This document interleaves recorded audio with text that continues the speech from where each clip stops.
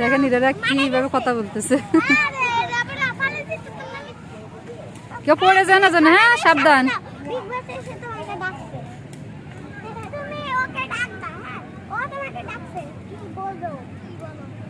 দলের লিডার আছে মুস্কান।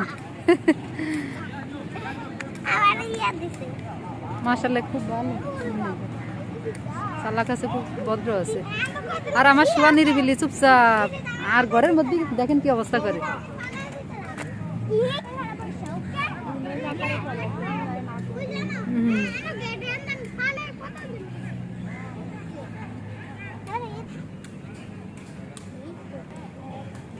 আসসালামু আলাইকুম everyone, welcome back to my channel. কেমন আছেন সবাই? আশা করছি সবাই ভালো আছেন। আলহামদুলিল্লাহ আমরাও সবাই ভালো আছি।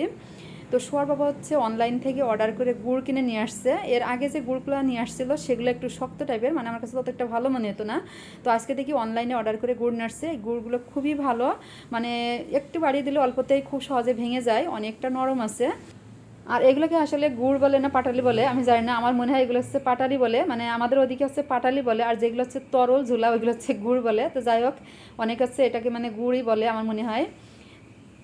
তো আজকের এই গুড় দেখে মানে বাড়ির কথা মনে পড়ে গেল। তো আমার শ্বশুর হচ্ছে নিজেই গাছ কাটে, আমাদের নিজের গাছ আছে। তো আমার শ্বশুর আমার জন্য খুব মজা করে পাটালি বানাতো, মানে সাথে হচ্ছে নারকেল তারপর হচ্ছে বাদাম দিত, দিয়ে আমার জন্য হচ্ছে পাটালি তৈরি করতো। তো অনেক সময় দেখা যাচ্ছে আমি বাপের বাড়ি থাকতাম, ওখানে থেকে যেহেতু পড়াশোনা করতাম, তো শ্বশুর বাড়ি থাকতাম, বাপের বাড়িও থাকতাম। তো ওখানে থাকলে আমার শ্বশুর মানে পাটালি তৈরি করে নিয়ে যেত।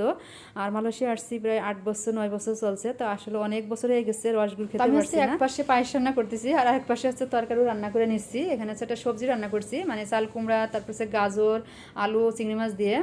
তো আমি হচ্ছে এখানে ব্যবহার করছি 2 লিটার একটু বেশি দুধ, আর হচ্ছে 2 মুঠোর একটু বেশি চাউল। তো আজকের এই পায়েস কার বাসায় নিয়ে যাবো, কী উদ্দেশ্যে রান্না করতেছি সেটা তো অবশ্যই দেখতে পারবেন। তো পায়েস আমি হচ্ছে নারকেল প্রিয়, মানে একটু নারকেল দিলে আমার কাছে সব কিছু এমনিতে একটু ভালো লাগে, তো আমি হচ্ছে একটু নারকেল দিচ্ছি।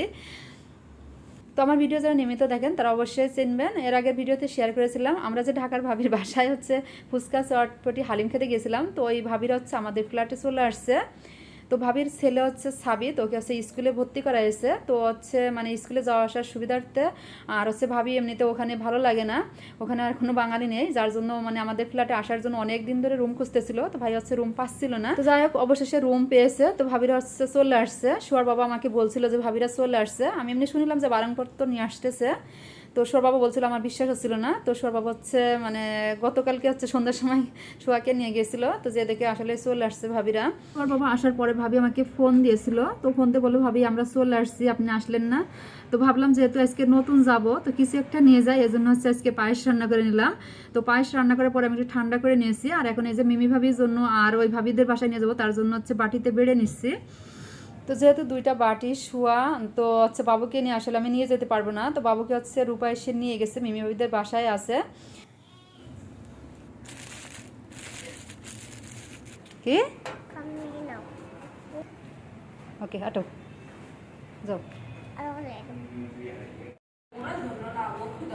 এই যে ভাবি আমাদের বাড়ির কাছে চলে আসছে, ভাবিদের বাসায় চলে আসলাম।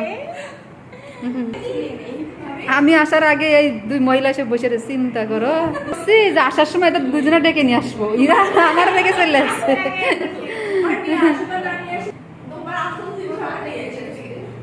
খুব সুন্দর রুম। সাবিত তো আমাদের বাসা যাওয়ার কথা, যেহেতু কাছে চলে এসে বলতে যায়নি কেন। হ্যাঁ রান্না করে সুন্দর হয়েছে।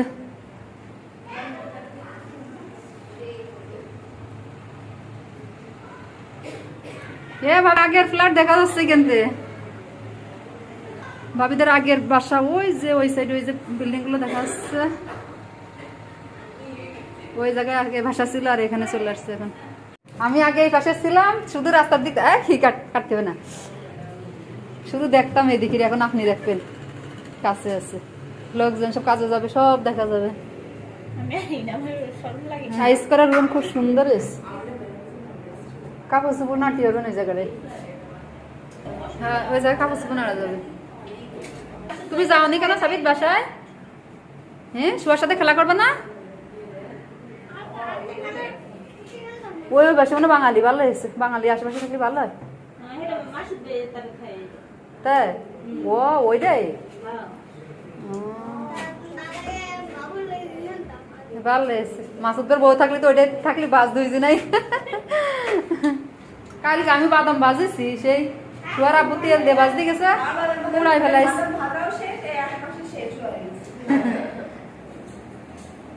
আমার বাজানটা ঘুমাই গেছে তাহলে, ঘুমানোর জন্যই করছিল। ওই যে খাতে গেলাম না, ওই যে তোমার শোয়ার জন্য আছে, দুইজনে খেলা করবে না। কালকে এসে মেলাক্ষণ খেলা করে গেছে, 1-1.5 ঘন্টা লাগে।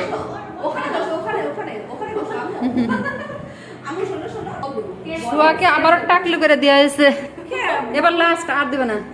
বুসুর বল ভালো ঘন ওটার জন্য কেটে দেওয়া হয়েছে। আর বাবুরে টাক করতে যাই এখন সামু করবো, তাহলে মনে তাহলে করে দাও একবারে। আমাদের পাড়ায় এসে কেমন লাগছে আপনার? আমাদের পাড়ায় এসে কেমন লাগছে আপনার? ভালোই লাগবে না।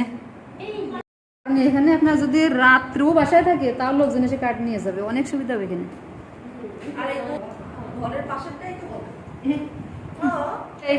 এবার দেখেছেন বাড়ির কাছে চলে আসেন বলে কিভাবে লোকজন এসে বসে রয়েছে, না ডেকে চলে আসে।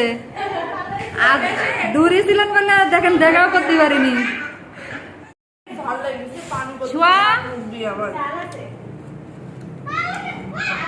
কত আইটেমের বক্তা,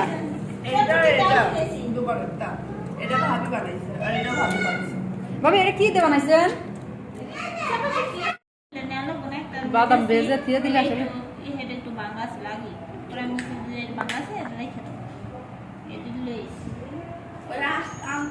আশা করছি আজকে ভিডিওটি আপনাদের কাছে ভালো লেগেছে। যদি ভালো লাগে প্লিজ একটি লাইক দিয়ে চ্যানেলটি সাবস্ক্রাইব করে নোটিফিকেশন অন করে রাখবেন পরবর্তী ভিডিও পাওয়ার জন্য। তাই সেই পর্যন্ত সবাই অনেক বেশি ভালো থাকবেন, সুস্থ থাকবেন। এখানে বিদায় নিচ্ছি, আল্লাহ হাফেজ।